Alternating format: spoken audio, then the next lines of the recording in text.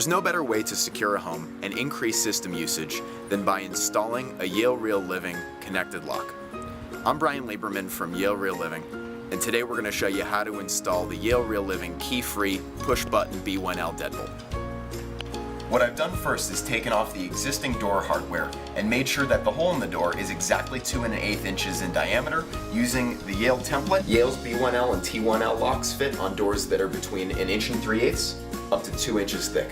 It's always important to match the finish of the lock that you're installing to the finish of the hardware that's already in the home. In this case, we've chosen Yale's new push-button B1L deadbolt in satin nickel. Inside the box, the instruction and programming manual, a drilling template, our technical service information, and warranty. You have a box with the latch and the mounting hardware. You have a lock keypad, the interior discussion, and we also include 4 AA batteries in every pack. You may or may not need to install a new deadbolt strike. Check to make sure that the hole on the existing strike is big enough to accommodate the new deadbolt latch. This is the deadbolt latch. It's tapered to ensure that even in misalignments, the latch finds the strike on the door. Now we're going to insert the deadbolt latch to check for the back set.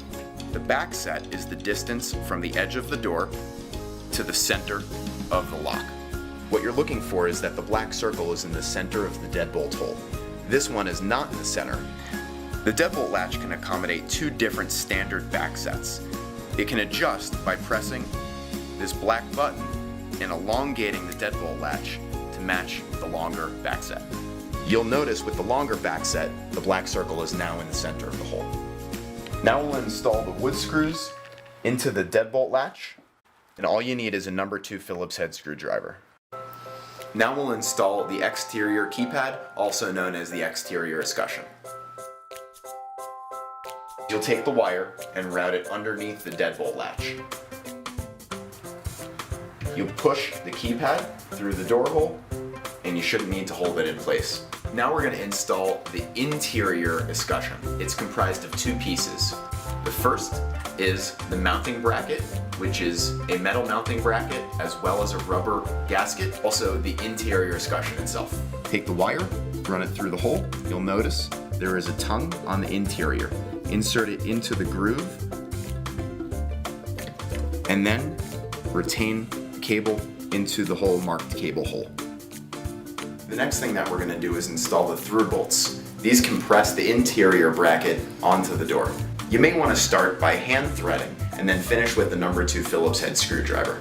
Before you tighten the bolts down completely, look at the front and make sure that everything's straight. As a quick check, you're going to want to make sure that you haven't over-tightened the screws by checking the locking action of the deadbolt. You can do that with the tailpiece, which is the flat rod on the interior of the lock, or you can do that with a simple flathead screwdriver. Next, we're going to mount the interior escutcheon to the interior mounting bracket, which is already on the door. You'll need your interior escutcheon, your screwdriver, and your 3 black interior screws. The first thing that we're going to do is remove the battery cover from the interior escutcheon. Next thing that we're going to do is connect the wire, which leads from the front of the lock to the back of the lock. You're going to route the wire underneath the cable hook, which is clearly marked, and connect it into the slot. Next, we're going to install the tailpiece into the deadbolt latch. Make sure the deadbolt is unlocked and that the tailpiece is in the horizontal position. Next, we're going to install the 3 black interior screws. First, make sure that the lock is seated against the rubber gasket on the door. Then, position the screws on the left, the right, and underneath the lock. We recommend using the provided AA alkaline-based batteries. You can use any AA batteries, but be aware, if you choose to use lithium or rechargeables, your battery status will not show correctly on your panel. Your final step to install the hardware is replacing the battery cover. Screw down the screw, and you're done. Not all door installations are the same.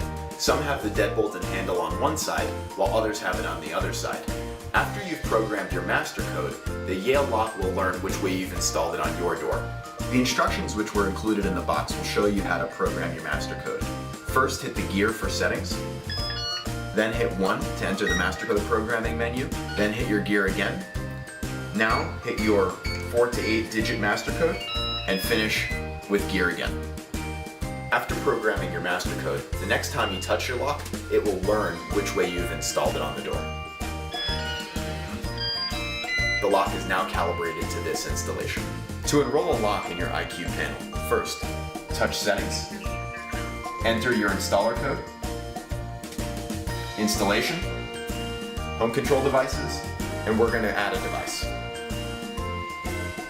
To enroll a lock in a panel, first touch Pair, and the panel will begin searching for devices.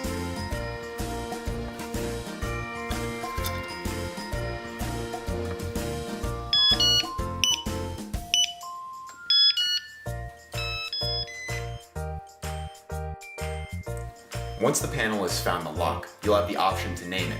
Then touch Add, which will complete the pairing process. Total installation time should take about 10 minutes or less. If you need help, please contact tech support or refer to your installation manual. Thanks for watching and for choosing Yale.